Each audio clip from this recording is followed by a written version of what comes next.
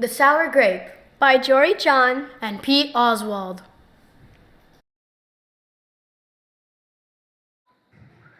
I'm a grape, a sour grape. Girl. If somebody upsets me, I'll remember it. If somebody wrongs me, I won't forget it. If somebody insults me, I'll never ignore it. Nope. See that banana over there? That banana slipped and bumped into me. So I'm holding a grudge. See that orange? That orange didn't call me back for a week. Grudge. See that lime? That lime borrowed my scarf and never returned it. Grudge. I suppose I've got pretty thin skin for a grape. Nobody steps on this grape.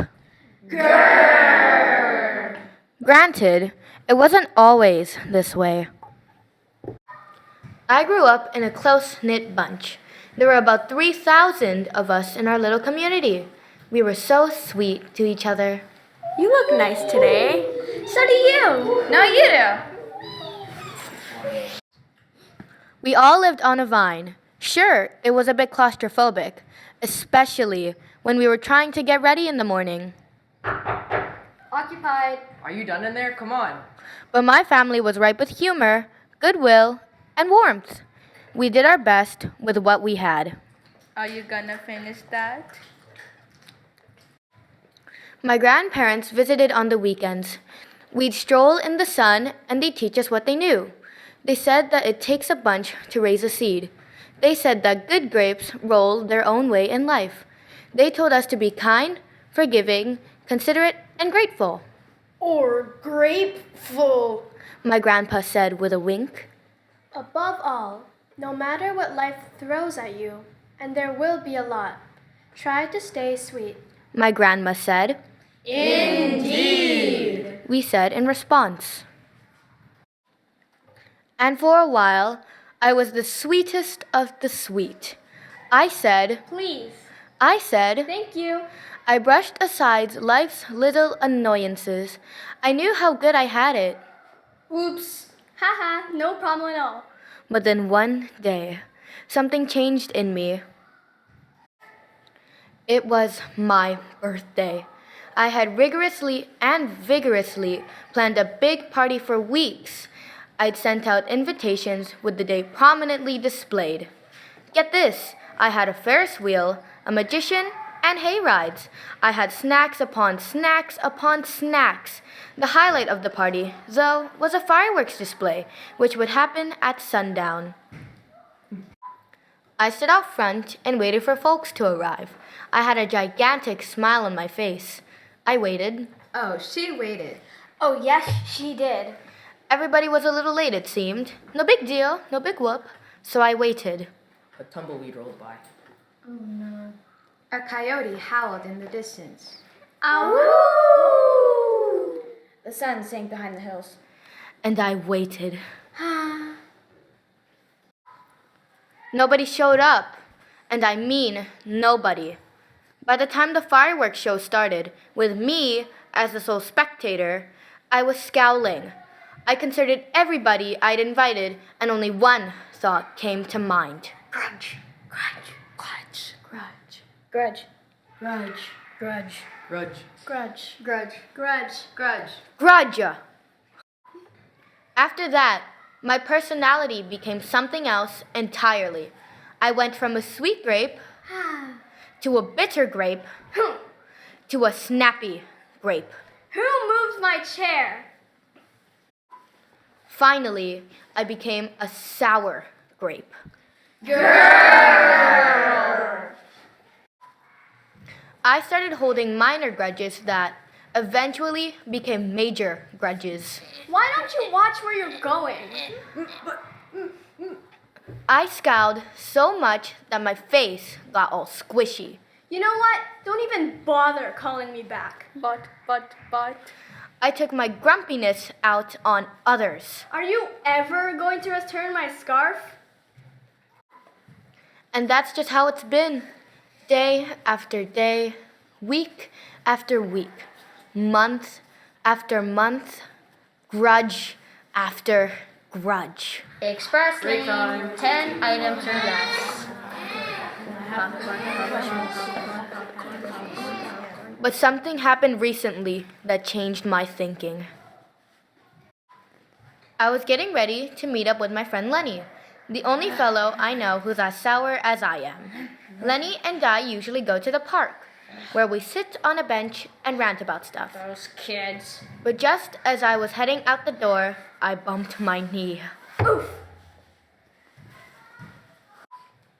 After I bandaged myself up, I discovered I had a flat tire. Ah.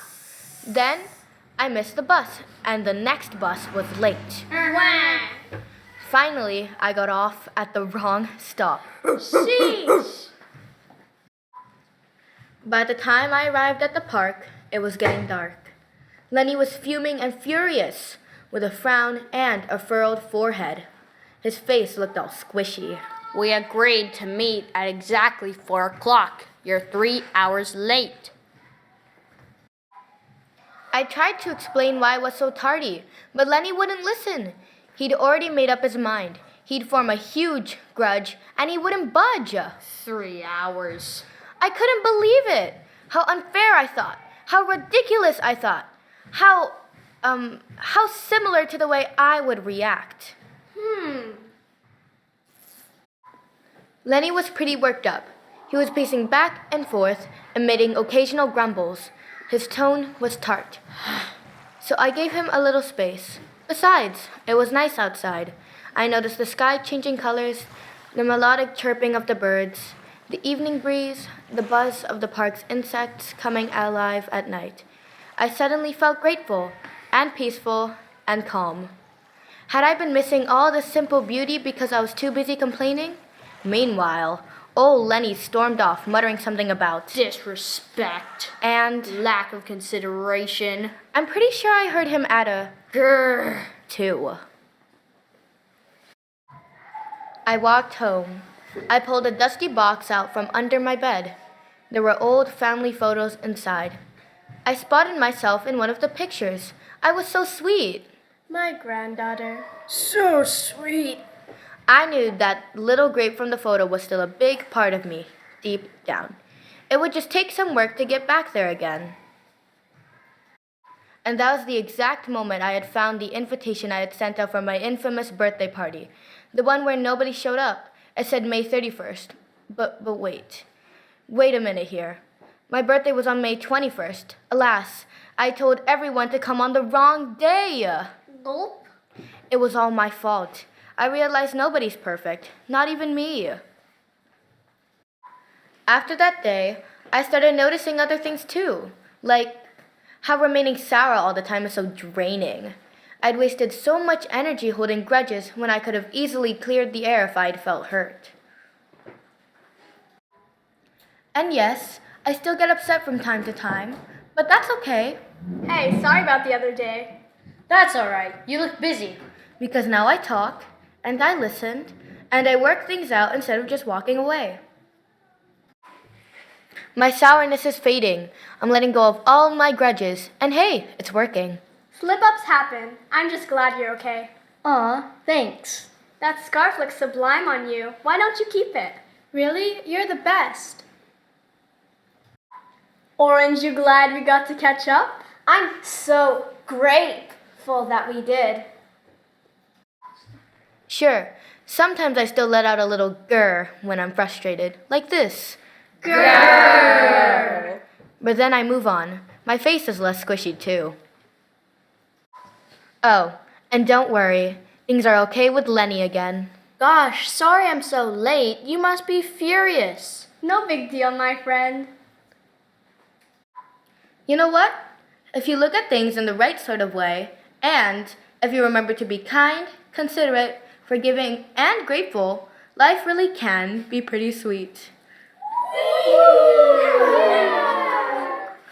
Yes, indeed.